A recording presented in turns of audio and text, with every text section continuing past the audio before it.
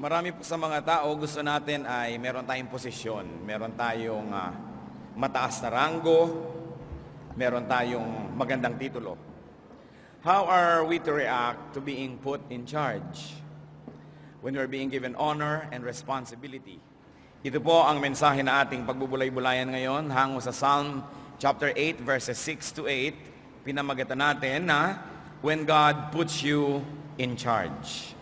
Salamat po Panginoon sa laya namin na sumamba sa inyo. Magdala ng mga papuri at mga kaloob. Magpasalamat, umawit, sumayaw. Salamat po sa kalayaan ng Espiritu na kami ay maaaring sumamba. Maaaring magpahayag ng aming pananalig at pag-ibig sa inyo. Sa amin po ngayong pananahimik sa iyong presensya, Panginoon, hinihiling namin na kayo po'y magsalita sa amin. Mangusap po kayong may kapangyarihan. Bigyan niyo po ng kahulugan ng inyong mga salita na binabasa namin sa Biblia. Bigyan niyo po ng buhay at nang sa ganon, makita namin ang koneksyon sa aming pamumuhay araw-araw at nang kami, Panginoon, lalong maging makadiyos. Lalo kami maging kalugod-lugod sa inyo.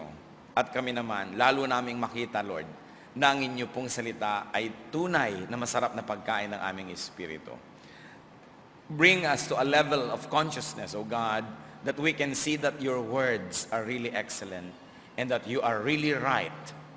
Makita po namin na maging sa mga bagay na hindi kami laging kumbinsido o hindi kami naniniwala, makita namin na kayo talaga ang tama at karapat-dapat paniwalaan. Set your spirit free in our midst, O God. Please forgive us all our sins. Cleanse us from all our iniquities. Wash us with the blood of Jesus. And by the same blood, protect us from all harm, from all works of evil men, evil spirits, from all works of people who have malicious plans against His holy assembly. In the name of Jesus, we cover ourselves and protect ourselves under your shadow, O God. And may you also give the same protection to our loved ones who are out of sight right now. Sa amin po mga hindi kapiling na mga mahal sa buhay, pagpapala mo rin nawa ang sumagana sa kanila. At ngayon po, Panginoon, ang hiling namin, kayo po, Ama, ang maging tagapagsalita.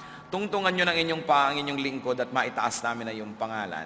At ang inyong pong kabutihan, karunungan, kaluwalhatian ay magliwanag sa aming kalagitnaan.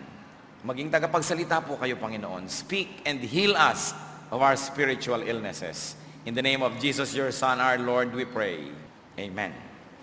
Psalm chapter 8, verses 1 to 2 is an introduction to two very important subjects. At isa po dyan, sinasabi sa verses 1 to 2, O Lord, our Lord, how majestic is your name in all the earth. You have set your glory above the heavens. From the lips of children and infants you have ordained praise because of your enemies, to silence the foe and the avenger. So the Lord's name, the Lord's character is majestic in all the earth. The Lord's glory is set above the heavens. In other words, heaven and earth display God's glory and majesty. Tumingin ka sa lupa, tumingin ka sa langit, makikita mo ang kaluwalhatian, ang kapangyarihan ng Diyos. At napakahalaga po na unang-una ay in-establish ng sumulat ng awit na ito yung kapangyarihan, yung luwalhati ng Diyos.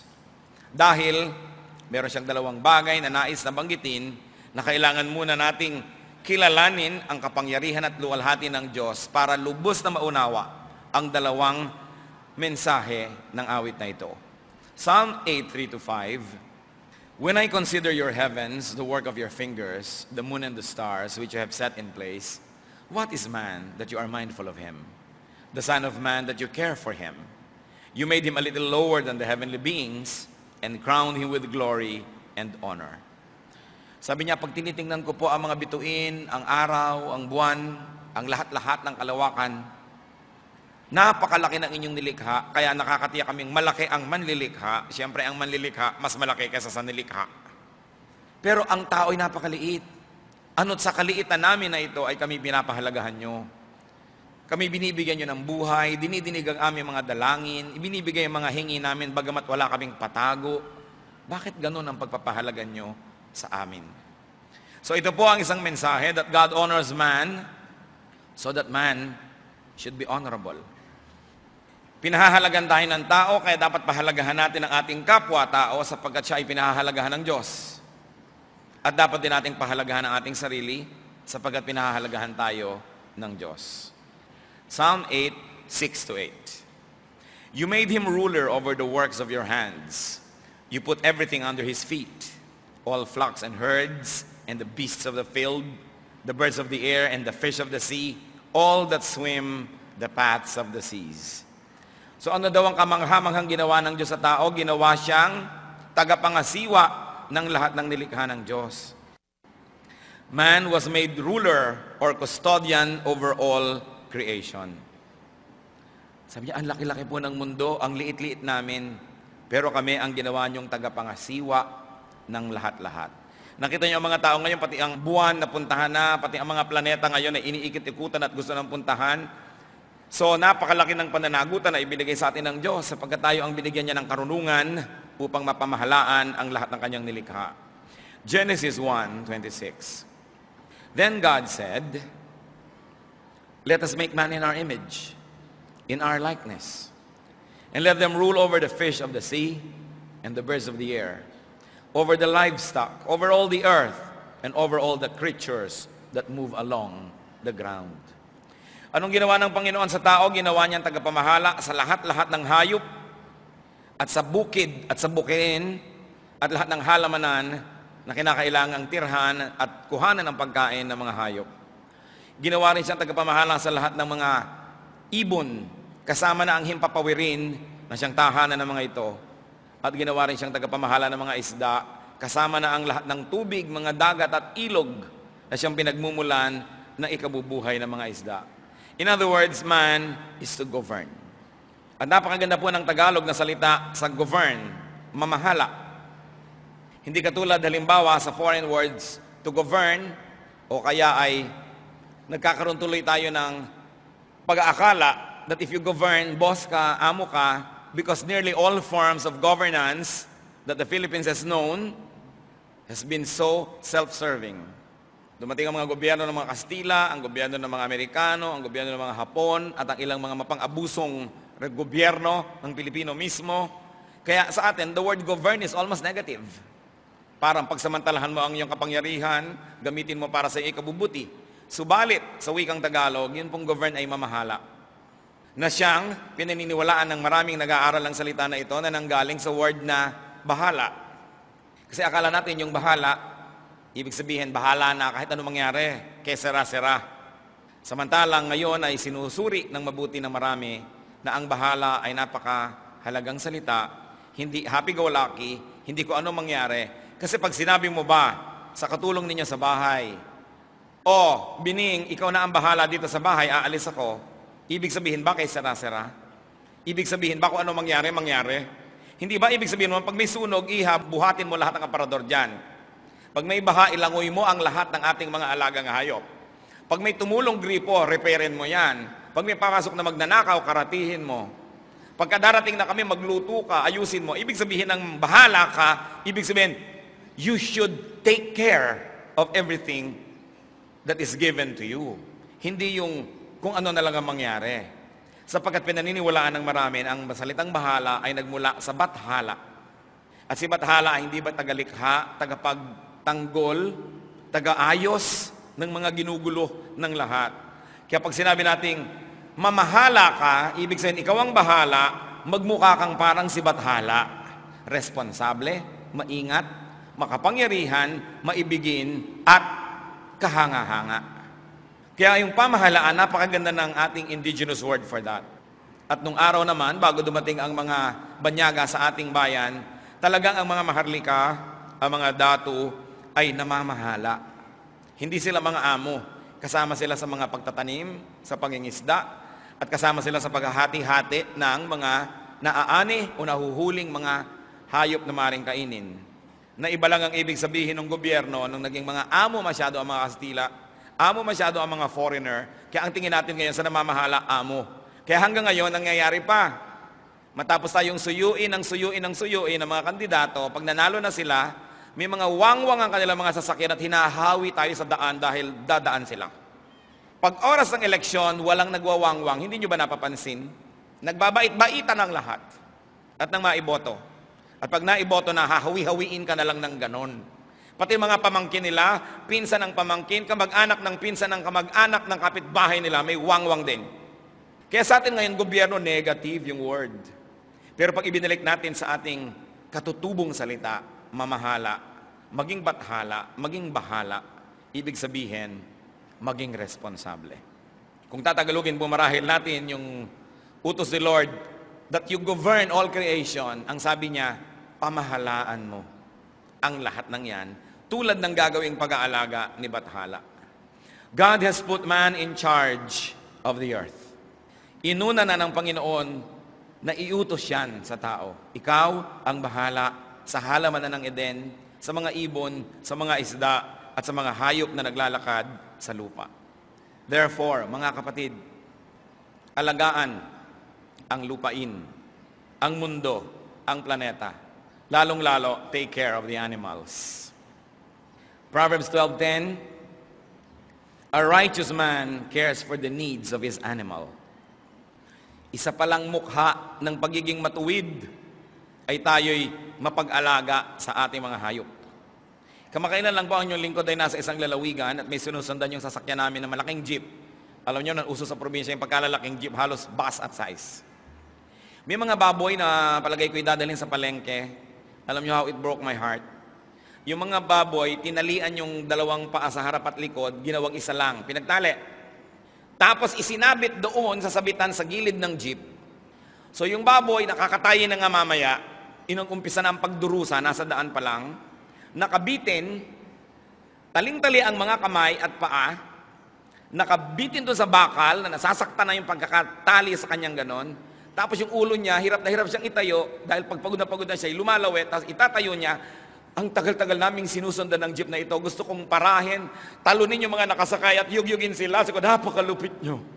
Gagawin nyo na nga pork chop ito mamaya, gagawin nyo na nga itong adobo, apritada at kung ano-ano. Bakit hindi nyo naman haba-habaan ang ligaya niya bago nyo katayan? Ba't inumpisahan nyo ng pagdusahin ng hayop?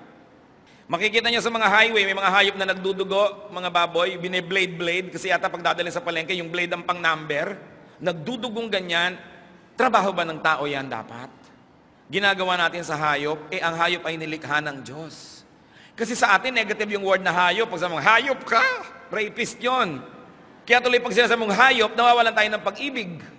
Pero yan ay nilikha ng Diyos at mahal din ng Diyos. At kung nagkataon ang papel niya sa buhay, ay maging pagkain natin, di at least salamat. Pero bago niya naman kainin, mahalin nyo.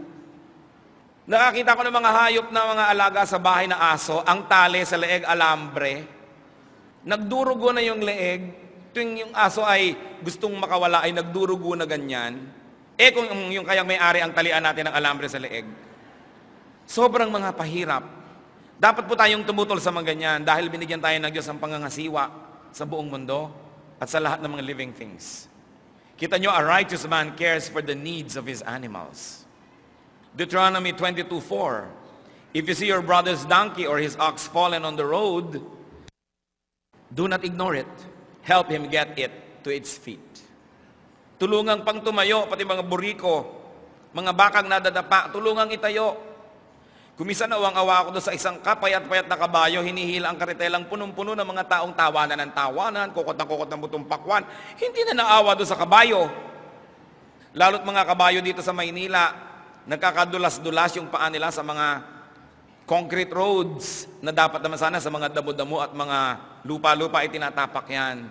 I cannot imagine how people can be so cruel. May bata pa akong nakita, may hawak ba naman siyang gagamba.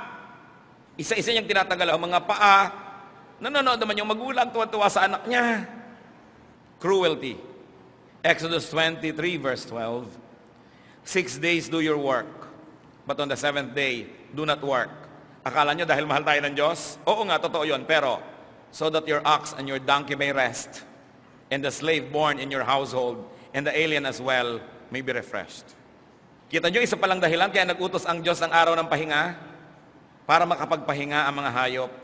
Yung mga kabayo na kasingkaw sa mga karitela, mga kalabaw na nag-aararo, ang lahat ng mga hayop na pinagtatrabaho natin, kailangan pala pagpahingahin.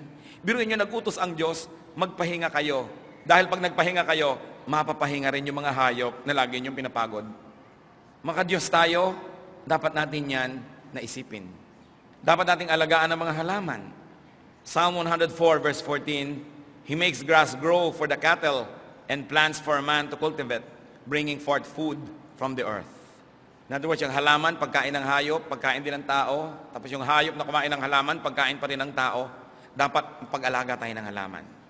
Mayroong isang church sa Central Luzon, ang ganda-ganda ng punong kawayan, ang lagu-lago, ang tanda-tanda na, ang dami-dami, nakayong-yung doon sa church na pinagsalitaan ng inyong lingkod. Nung nagpapakain na sila, matapos ang programa, sabi ko, ang ganda naman ng punong kawayan nyo, mapalad kayo. Puputulin na nga po namin, pastor eh. At bakit? Kasi po yung mga kababaihan dito nagrereklamo na walis daw sila ng walis ng dahon.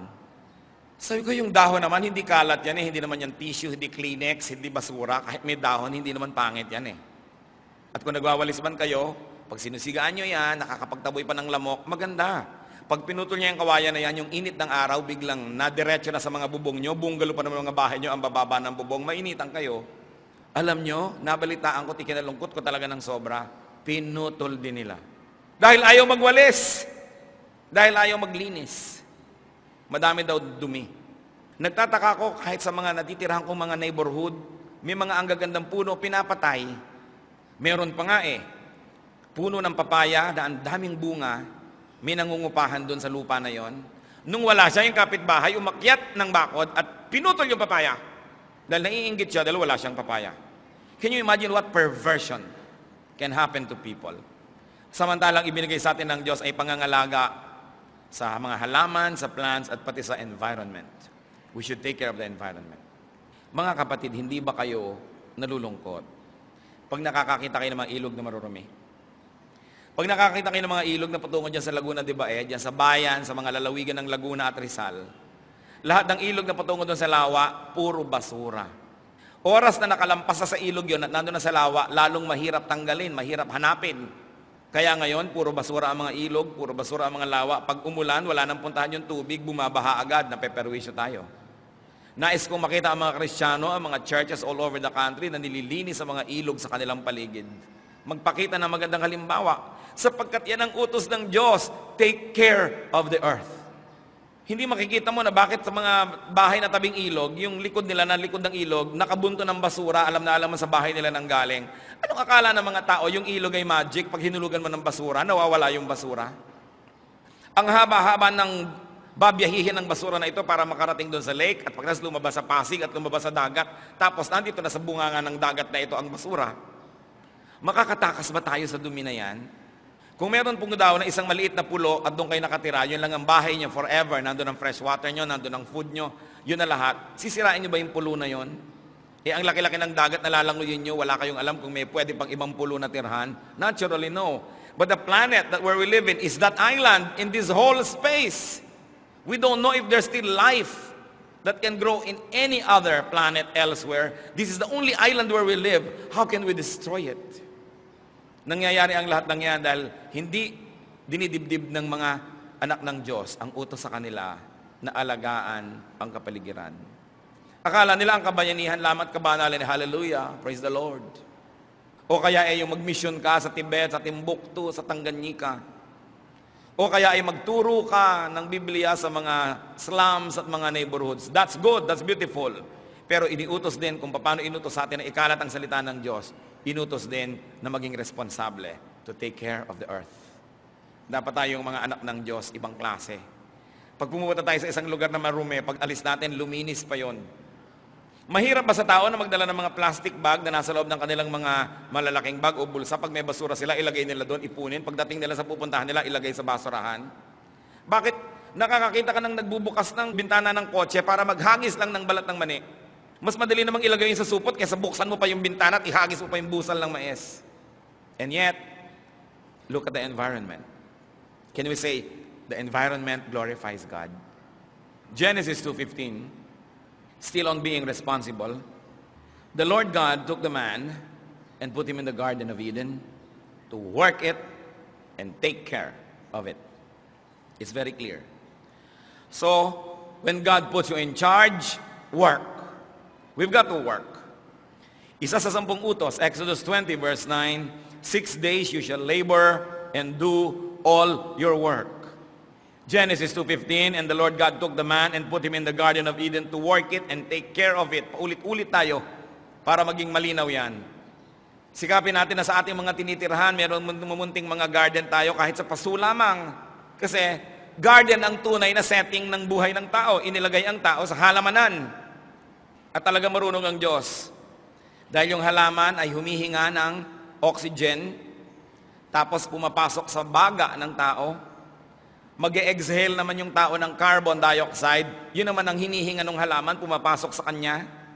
Ipaprocess niya yan. Pag inilabas niya uli, oxygen na naman. Kailangan na naman natin. Kaya ang kasagutan natin sa paghinga ay halaman. Kaya kailangan marami tayong halaman sa paligid. Para merong sumasagot. Hindi paghinga mo, ang mahihinga mo, yung hininga ng kapitbahay mo. O kaya yung tambutso ng kotse ng kasunod mo sa kalsada. Pupunta ka sa Baguio, dati pupunta ka dyan para huminga ng pine, scented air. Ngayon, diesel na mga jeep ang maaamoy mo.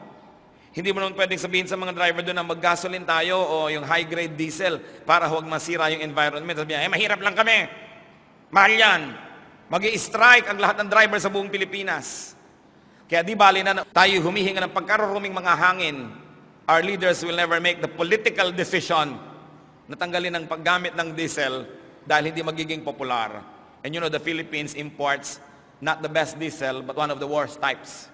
Kaya okay, nakahanap buhay nga si driver, yung baga naman niya na isang clip na lang ang nakasabit kasi ang nahihinga niya pagkarumiruming hangin at lahat ng pasahero. And the cost of health maintenance is astounding. It's all over. Ang dating magaganda natin mga lalawigan, inuubos ang puno. Dumadami na nga ang taong kakain, uubos pa ang mga palaya, nagiging subdivision. Saan patungo ang planetang ito? Kaya ang tao kailangan magtrabaho at magtrabaho ng maayos. 2 Thessalonians 3:10, for even when we were with you, we gave you this rule, if a man will not work, he shall not eat. Pag ang tao ay tamad, huwag kumain. Liban na lang siya sobrang bata o sobrang matanda o sobrang may sakit. Dapat tulungan talaga. Pero kung able-bodied, sabi, if you will not work, you should not eat. Earn the food that you eat. And we should not only work, but we should work well. Colossians 3:23, whatever you do, work at it with all your heart as working for the Lord, not for men. Napakagandang turo po ito. Kahit anong ginagawa natin, kahit ipinapagawa ng amo lang natin, kahit ayaw pa natin sa amo natin na yon, ituring mo na ang ginagawa mo para sa Diyos. Sapagkat ang pagtatrabaho is an act of worship. Because it is God who says we should work. When we work, we fellowship with God because God is a worker. Nang bumukas ang tabing ng Genesis, what kind of God do we see? A working God, creating, always creating. At yung na-destroy na nga natin, nire-recreate pa niya. Pati tao, na-born ka na, maboborn again ka pa. Napakahalaga. To always repair. 1 Corinthians 3:10, by the grace God has given me, I laid the foundation as an expert builder, and someone else is building on it. But each one should be careful how he builds. Maging sa spiritual work, sinabi ni Paul, yung spiritual work, parang gumagawa ka ng building. Si Lord ang gumawa ng foundation. Bawat generation nagdadagdag dyan. Tiyakin yung mahusay ang ginawa nyo. Kasi sa inyong ginawa, papatong ang susunod na generation. At kung yan ay hindi matibay, walang kwenta ang mangyayari. Kaya dapat kung nagtuturo ka ng salvation, ubod ng linaw. To the point na pag may dumating na ibang teacher, hindi siya kayang guluhin, hindi siya kayang sirain, kasi ang linaw ng teaching. That's why we put a lot of premium on education in this church. We have all kinds of Bible studies at all times.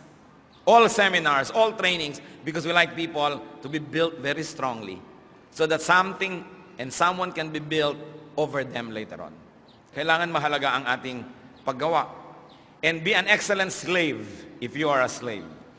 Of course, hindi na uso ang slavery, but be an excellent employee. Be an excellent subordinate. Ephesians 6:7-8, serve wholeheartedly as if you were serving the Lord, not men, because you know that the Lord will reward everyone for whatever good he does, whether he is slave or free. Ang lahat daw po ng ginagawa natin ay bibigyan ng gantimpala ng Panginoon. Kaya ikaw ay malaya o alila ng iba, kaya nagtatrabaho ka lang dahil sinusweldohan ka ng iba o dahil gusto mong gawin yon. Pag maganda ang trabaho mo, iba yung sweldo mo galing sa amo mo, iba naman yung premyo sa iyo ng Diyos na nagbibigay ng gantimpala sa lahat ng mahusay magtrabaho. Be an excellent master as well. Kung tayo naman yung employer or manager, Ephesians 6:9, And masters, treat your slaves in the same way. Do not threaten them, since you know that he who is both their master and yours is in heaven, and there is no favoritism with him. Kung gano'ng gusto mo ikaw ay itinatrato ng iyong empleyado, ganun mo rin siya itrato. Maggalangan kayo sa isa't isa, magkaroon kayo ng pagmamalasakit, sapagkat pareho lang kayo, actually, natauhan ng Diyos, ang tunay na master nandun sa langit. Kaya sabi, ang Diyos ay nakakakita ng pakikitungo natin sa ating kapwa. Colossians 3:23, whatever you do, work at it with all your heart as working for the Lord, not for men. Ito pong tema na ito paulit-ulit sa New Testament, sapagkat ang gusto talaga ng Panginoon, ang gusto ng mga sumulat ng New Testament, maging malinaw sa atin that God is our ultimate boss, that God is our ultimate employer. Kung hindi mo gusto ang kostumbre ng iyong amo, gandahan mo pa rin ang trabaho mo dahil sa ibabaw niya, sa taas niya doon sa organizational chart, may tunay na amo at nandun sa langit yon. At siya ang nakakakita ng ating ginagawa. Napakalinaw. Kailangan magtrabahong mabuti. Sa pag-aaral, mga anak, nagtatrabaho kayo o nag-aaral din lang, mag-aral lang mabuti. Papasok din lang sa eskwela, ba't hindi pa taasan ng grade, hindi pa galingan ng project. Yung iba, makapasa lang, pwede na. Hindi ganoon ang pagsamba sa Diyos. Dahil dapat, we give our best. Ngayon, kung 75 ang grade mo, pero yun na talaga yung best effort mo, sa tingin ng Diyos, best yon. Kasi yun na yung best eh. Pero kahit naka 90 ka, pero kaya mo pang gawing 92, 95, hindi pa rin yan ang best.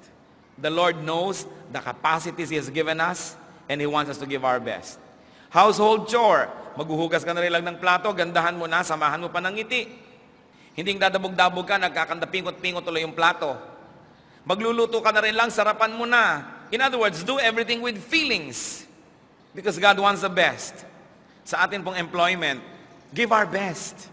Hindi ko maintindihan kung bakit maraming empleyado gusto sumweldo ng buo pero ayaw magtrabaho ng buo. Buksan nyo ang inyong mga mata. Araw-araw, hindi ako nauubusan ng nakikita nito. Nagkakandara pa na mag-bandy clock ng 8 o'clock. Pagkatapos, walang gagawin. Makeup ng makeup, lakad ng lakad, kwento ng kwento. 4:30 pa lang, hawak na uli ang card para maipasok sa bandy clock. Pero ayaw ng 4:59, baka madedaktan, dapat 5:01. Pagkatapos maghapon, nakakaya ng konsyensya at ng sikmura na wala namang ginawa. Pero gusto, buo ang sweldo. Akala nila, nakaisa sila. Akala nila, wow, nalamangan ko ang nagbabayad sa akin, sumweldo ko ng buo, wala naman akong ginawa. Pwede nilang malinlang ang tao, pero may Diyos. Diyos na nakakaalam na nandaya sila. So, biglang nagkakasakit ang anak nila, ang 5 araw nilang sweldo, napunta lang sa pagpapagamot. Binawi. O kahit anong hirap ang gawin nila sa buhay, hindi sila umasenso. Nabawian. O kaya may aasenso, may bibigyan ng promotion, hindi sa kanila mabibigay yon dahil alam ng Diyos na nandadaya sila. Pag dumadating ang mga supervisor, kunwari busy, kunwari may ginagawa, pero pag talikod uli, wala na naman. Akala nila, sila'y nakakalamang. Tatandaan nyo ito, ang sino mang sumweldo ng kanyang daily wage, nang hindi niya yun pinagtrabahuhan, ay nagnakaw. If my employer pays for my salary today and I never really worked for it, when I receive that money, I'm stealing it. At ang sabi sa Bible, isa sa mga utos, thou shall not steal. Yung iba nga, hindi lang oras ang ninanakaw sa trabaho. Pati paperclip ng opisina, ninanakaw. Pati mga handle ng mga pintuan na nakawin. Papel, no? Thumbtacks. Lahat na, kung pwede nilang iuwi lang sana yung kisame ng opisina nila, iuwi nila. At hindi daw sila magnanakaw. Tawagin mong magnanakaw, masakit naman sa tenga. Anong itatawag sa'yo? If you enjoy something you never worked for and you got something that never belonged to you, then you are a thief. At ang mga magnanakaw hindi pinagpapala ng Diyos. Nakakapagnakaw man sila, binabawian sila ng maraming paraan. At ang mga empleyado na hindi masisipag, 20 years, 30 years ng empleyado, dahop na dahop pa rin. Kasi hindi sila dinadaluyan ng pagpapala ng Diyos. Dapat umiimbento tayo lagi na magagawa. Technician ka halimbawa, sinusweldohan ka, dilinis ka ng linis, ayos ka ng ayos, tinitiklop-tiklop mo yung mga kordon-kordon. Hindi yung nakatuga nga ka maghapon, tapos inaasahan mo, susweldo ka. Empleyada ka, nakaupo ka lang doon. Pag may tatawag pa sa'yo, akala mo inaabala ka. Nakita nyo yung mga tindera. Ang daming tindera, tingnan ninyo, lalong-lalo sa mga tiyangge-tiyangge at kung ano-ano. Yung hindi masyadong structured yung management. Text ng text. Kaya tuloy yung tao pumipili-pili na ng konti, hindi pa ina-entertain, aalis na uli yung tao. Kasi text ng text, dapat bawal mag-text sa mga empleyado sa oras ng trabaho. Wala man lang pumapalakpak sa inyo, siguro mga nagte-text din kayo, no? Dapat ganyan. From 8 to 5, empleyado ka, huwag ka mag-text. Dahil ninanakaw mo ang oras ng inyong employer. Ganyan ang ganyan, ganyan ang ganyan. Nung una, uso yung nagbabasa, basa ng basa yung mga tindera, hindi na asikasuhin yung bumibili. Meron ba kayo nito? Mahal yan. Dahil ayaw maabala sa pagte-text niya. Kaya salot sa negosyo. Tapos pag natanggal-tanggal ng employer, masama loob, magjo-join ng mga kung ano-anong union, at maghahanap ng revolusyon. Samantalang kay tatamad. No?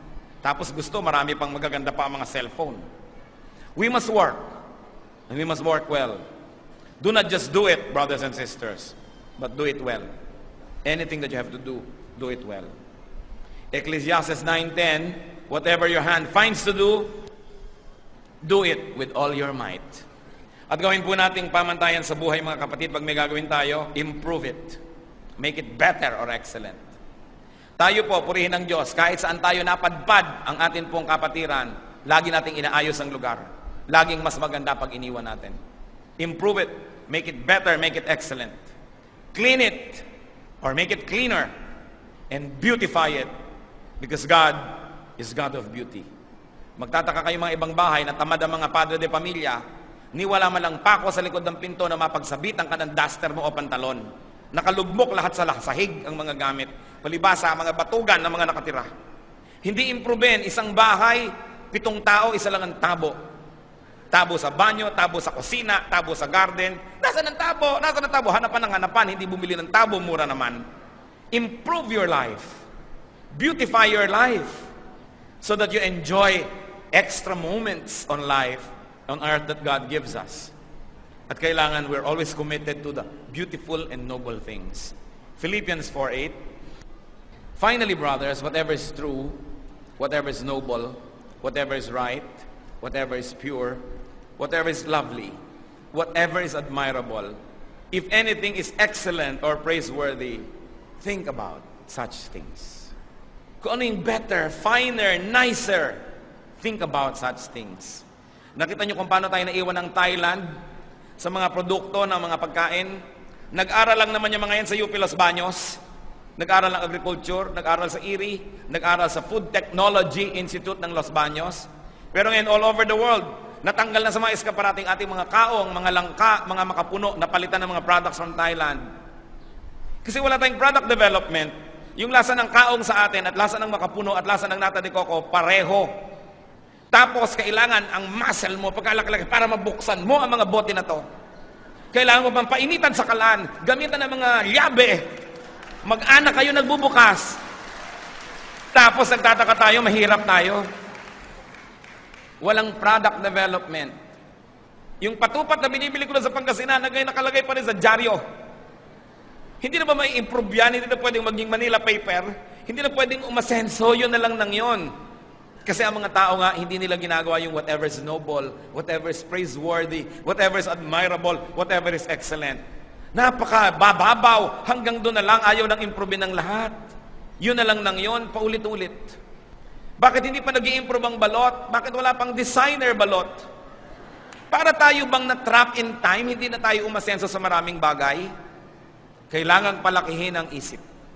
Kailangan think about making it better, improving it, making it cleaner, and making it more beautiful. Whatever it is. So when God puts you in charge, be responsible.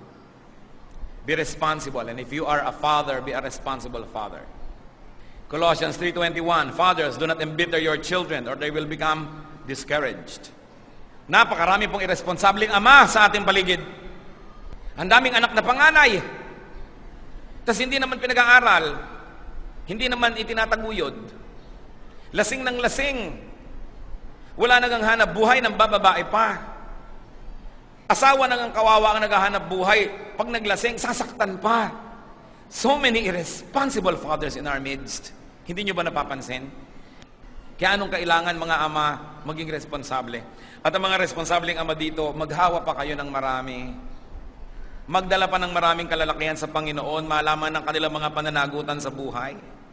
Hindi lamang na akala mo kung sinong maton, hindi naman nakakapag-provide sa mga anak. No? Pagkatapos, ang tatapang pa. Be responsible fathers. And if you're a mother, be a responsible mother. 1 Thessalonians 2:7, but we are gentle among you, like a mother caring for her little children. Ikinagagalak ko po na sabihin na halos hindi kailangan ang mga Filipina na pagsabihan ito. Because a great majority of Filipino women are very responsible mothers. Pero ang mga father, marami talagang irresponsable. Balikan natin ang topic na yan. Siguro naman, hindi yung mga fathers na narito ngayon. Hari nawa sa tulong ng Diyos. Dahil nadidinig ang salita ng Diyos o may likas ng kabutihang loob. Pero maraming anak ang naliligaw, nagkakaganyan-ganyan ng lipunan natin dahil maraming mga ama ang hindi nagpapakaama. Absentee. Liban na lang kung nagtrabaho sa malayo dahil talagang kailangan, iba naman yon. Pero hindi yung lalasing-lasing. Teka, bakit di ba mother na pinag-uusapan, ba't bumalik na naman sa father? Kasi nakikita nyo rin ang nakikita ko, di po ba mga kapatid? Nakikita nyo rin ang nakikita ko. Kaya dapat yung mga magigiting na mga kalalakihan ditong mahuhusay ng mga ama, uulitin ko, maghawa pa tayo sa iba. Turuan pa natin ang responsible manhood, ang marami nating mga kababayan. At kung kayo naman ay anak, child, son, or daughter, be responsible too. Ephesians 6:2, honor your father and mother, which is the first commandment with a promise. Isipin nyo yung commandment, to honor your father and your mother, may kasama yan that your days on earth may be long. Kaisa-isang command ng Diyos na may kasamang premyo, pag tinupad mo, parangalan mo ang iyong magulang. Maging responsable kang anak. Hindi yung lagi ang magulang mo ay pinapatawag ng principal. 7 taon ka na sa grade 4, maawa ka naman sa iyong magulang. 5 taon na sa second year high school, wala nang maipagmalaki yung magulang.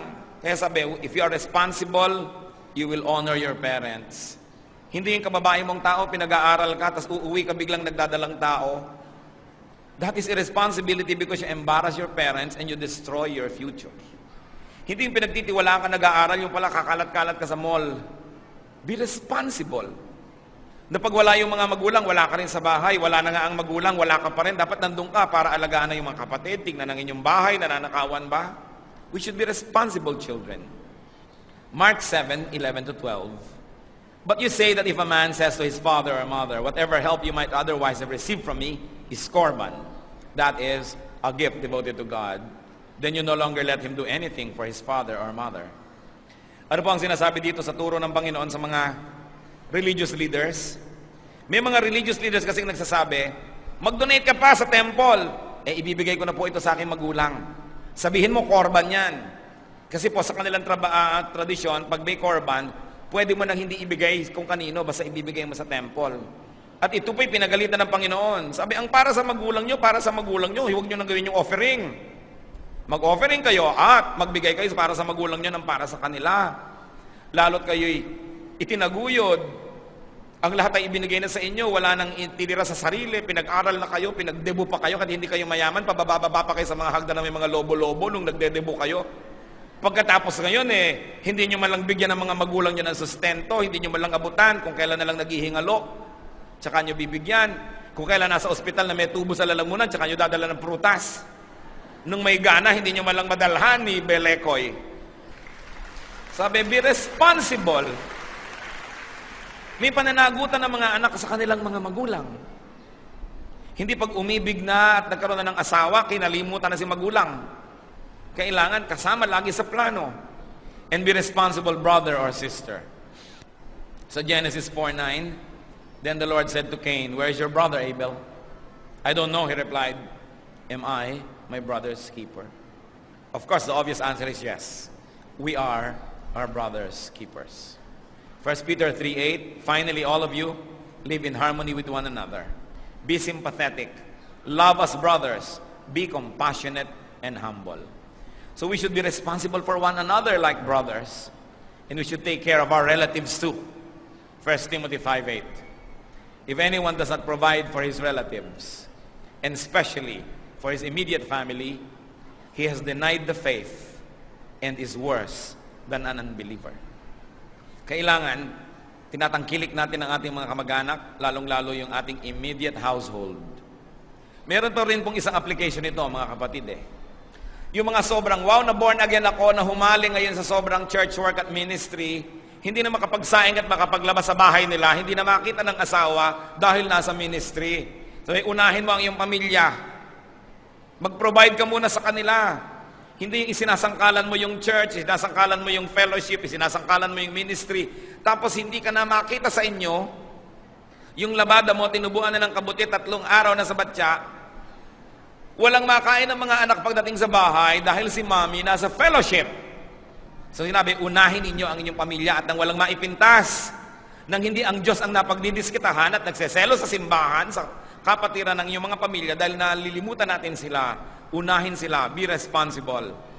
In other words, if you want to have a ministry in the church, you've got to manage your time well, that you are not using it as an excuse to be negligent of your domestic duties. Mahalaga na, pare-pareho nating tinitingnan yan. Pati sa ating mga neighbors, we should be responsible for them.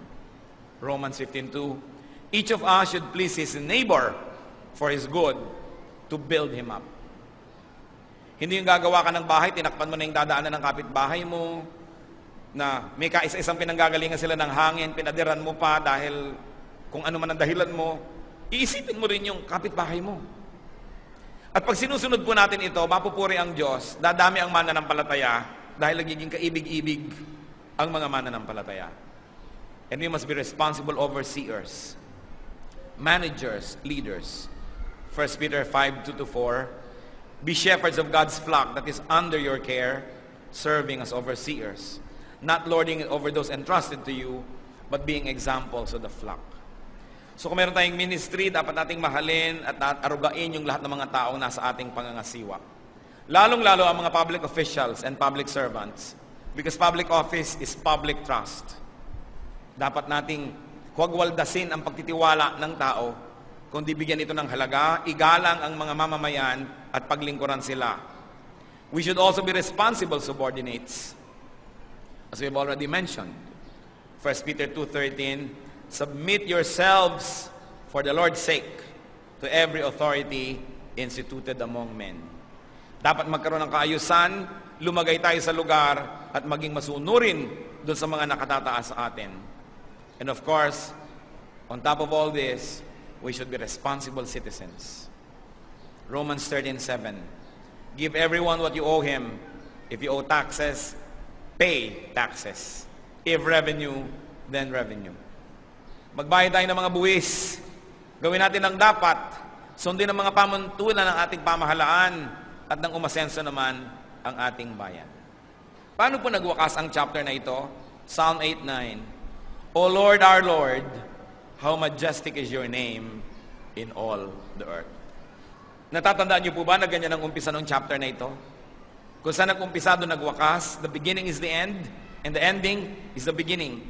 This is to emphasize God's majesty and to clarify the only correct reactions to the chapter. And that is for us to be honorable and responsible. God created the earth. Lahat ng ginawa niya, sabi niya, it is good. Ginawa niya yung mga halaman, sabi niya, it is good. Ginawa niya yung mga tubig, it is good. Ang mga hayop, it is good. Let's not make it bad. Let's continue to make it good.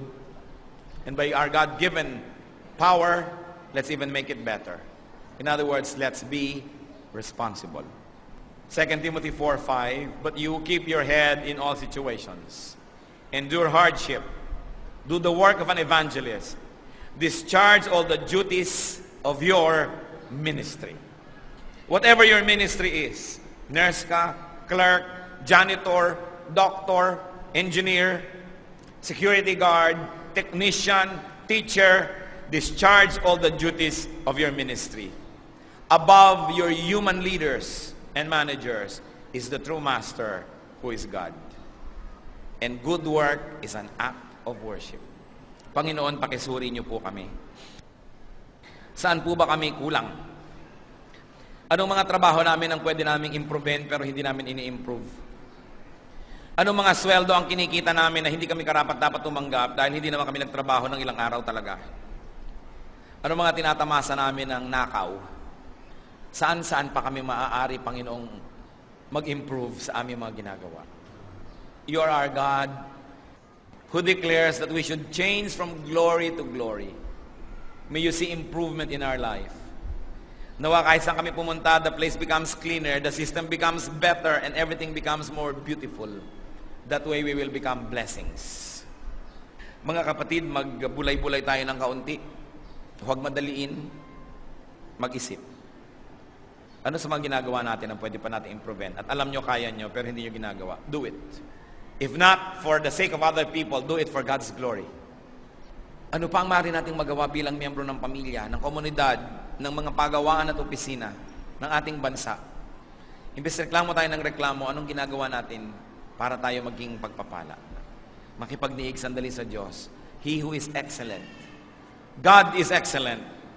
God's people must be characterized by excellence in their words, in their deeds, in their thoughts, in their whole lifestyle. And if we live in an excellent way, it will be a non-stop worship. It will be a non-stop prayer. That's why it is possible to pray without ceasing. Because we pray as we work, as we perform our duties, we actually pray through our deeds. We actually glorify and worship God. Let's be excellent people because we were made in God's image. Be alone with the Lord for a while.